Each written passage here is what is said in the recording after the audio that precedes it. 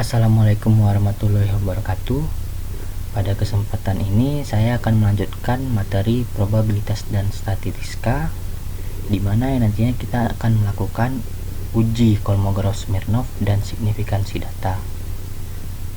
Pada sheet Excel yang saya tampilkan, saya memiliki dua data, yaitu sebelum dan sesudah, di mana sebelum ini merupakan data 2 minggu yang lalu terkait COVID-19 yang saya ambil dari website kompos.com, dan pada kolom sesudah ini merupakan data terbaru yang saya ambil hari ini, yaitu tanggal 18 Mei 2020. Di sini saya sudah mendapatkan 20 data atau 20 provinsi. Pada kolom terkonfirmasi sebelum itu kita kasih variabel X, kemudian pada terkonfirmasi sudah kita beri variabel Y. Baiklah, selanjutnya kita akan melakukan uji Kolmogorov-Smirnov test. Di sini variabel X merupakan data sebelum atau data 2 minggu yang lalu, di mana datanya sudah saya urutkan dari yang terkecil hingga yang terbesar. Pada kolom Fkum merupakan probabilitas dari data. Karena data kita berjumlah 20, maka di sini diurutkan 1 hingga 20. Baik, lanjut untuk nilai rata-rata. Rumusnya itu average, kemudian menarik data awal hingga data akhir, maka kita mendapatkan nilai rata-rata. Untuk nilai SD, kita menggunakan rumus STDF, kemudian menarik data awal hingga data terakhir seperti tadi. Untuk mencari nilai FS, di sini kita bisa melihat, yaitu urut awal data dibagi dengan urut akhir data, maka kita akan mendapatkan nilai FS. Untuk melengkapinya, kita dapat menarik ini hingga ke bawah. Untuk kolom ZI, rumusnya yaitu data awal, jumlah data awal yaitu dikurang dengan nilai rata-rata, kemudian dibagi dengan nilai SD, maka kita mendapatkan nilai ZI.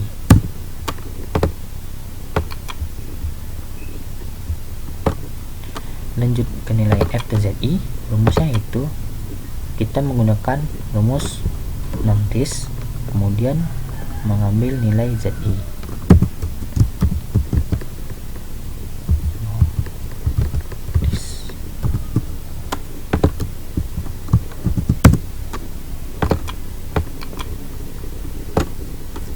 Untuk kolom FS di kolom FT, itu rumusnya kita menggunakan ABS, kemudian kita ambil FS awal dikurang FTZI terakhir, maka kita mendapati hasilnya.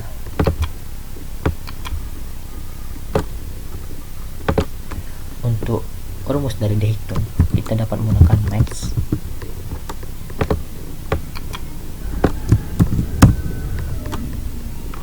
Untuk tabel, itu kita dapat melihat pada file ini, tabel nilai kritis uji Kolmogorov-Smirnov. Di sini kita memiliki 20 data, kemudian kita lepaskan data hingga jadi 19 data dengan mengambil konsentrasi 0,05, yaitu hasilnya ialah 0,301.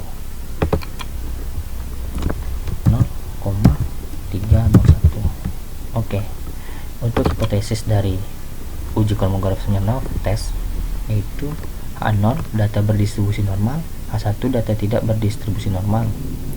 Daerah keputusan data berdistribusi normal jika dihitung kecil daripada K-tabel.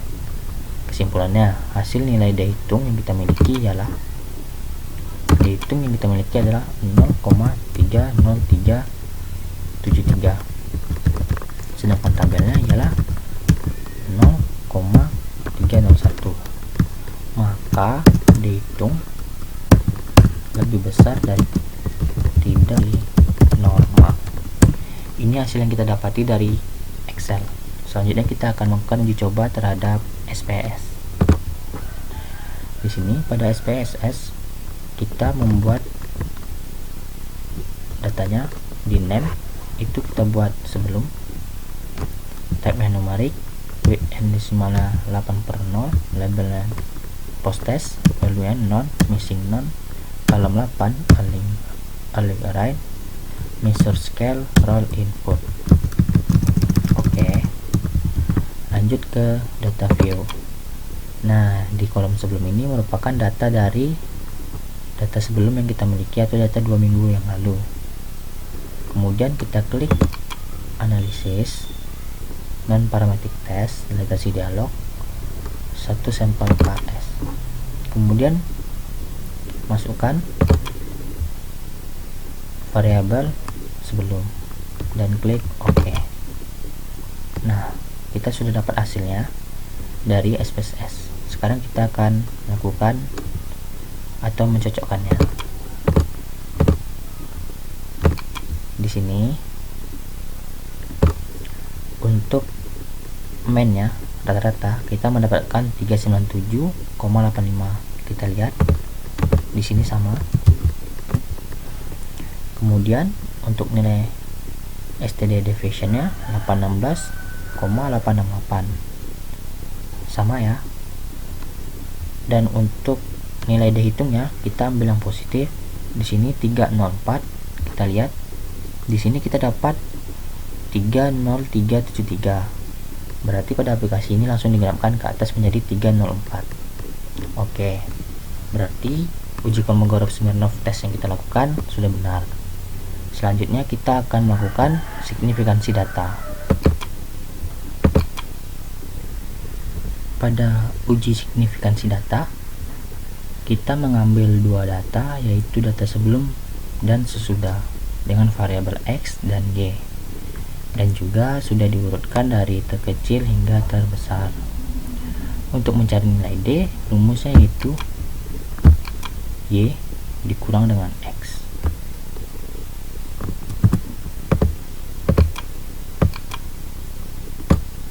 Kemudian mencari rata-rata atau FD, rumusnya average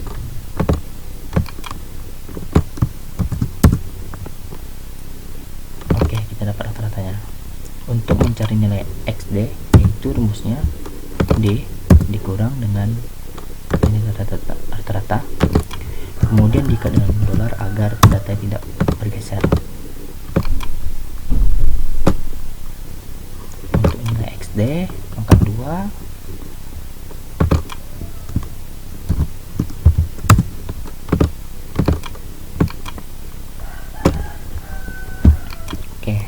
kemudian di sini mencari jumlah, rumusnya sum.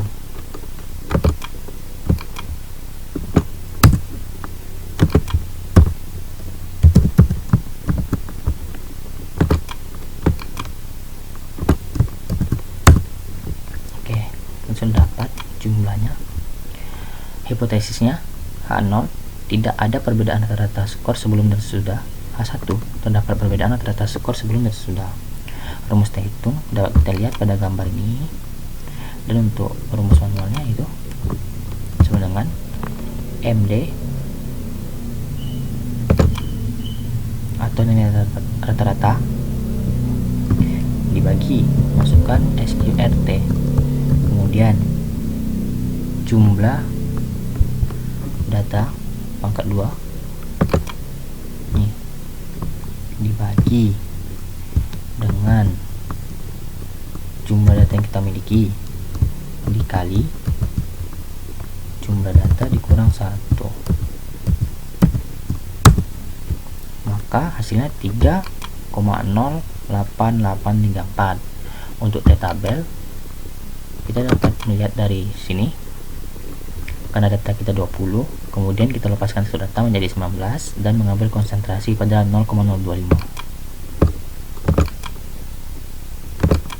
maka tabelnya ialah 2,093. Kriterianya, terima H0 apabila T hitung kecil daripada T tabel, terima H1 apabila T hitung besar daripada T tabel. Kesimpulan yang kita miliki, T hitung lebih besar daripada T-tabel. Jadi terdapat perbedaan rata-rata skor sebelum dan sesudah. Nah, di Excel kita dapat menggunakan data analisis untuk membuktikannya juga. Lalu pilih t-test, masukkan data awal ini, kemudian yang Y di rank kedua. Oke, langsung saja kita oke.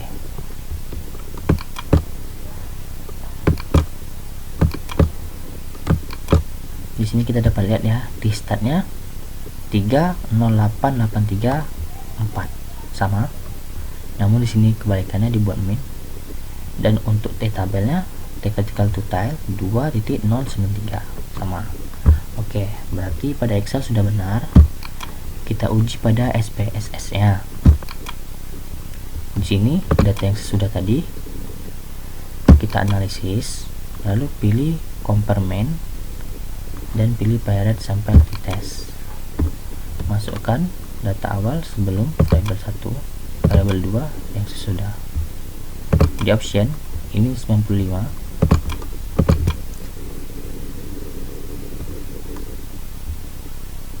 Kita lihat datanya. Lalu kita cocokkan di Excel. Di sini dapat min 3.088 sama. Berarti uji coba Kolmogorov-Smirnov dan signifikansi data yang kita lakukan sudah benar.